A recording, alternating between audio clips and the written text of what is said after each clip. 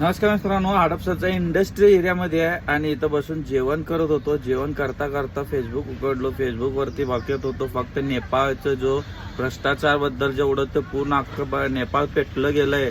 पंतप्रधान त्यांच्या बायकोला जीवन जाळण्यात गेलंय आणि काही नेत्यांना मारत आहेत सध्या. तर ते सगळं बघत होतो.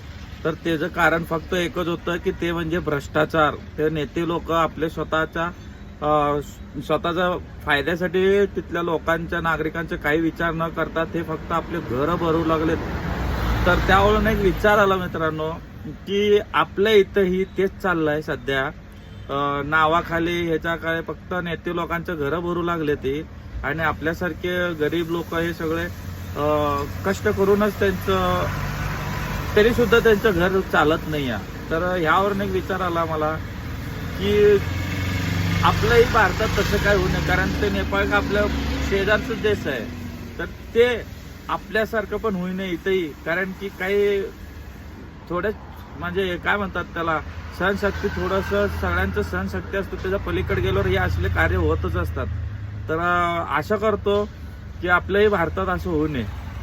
तुमचं काय मत आहे मला कमेंट करून सांगा मित्रांनो. कारण बघितलं असेल सरनाईक साहेब आपले टेस्ला गाडी घेतले, ते पण नातवांना विचार करा. तो पण एक ऑटो ड्रायव्हर होता. विचार करण्याची गोष्ट आहे. तुमचं मत मांडा आणि लाईक करा, फॉलो करा आणि शेअर करायला विसरू नका.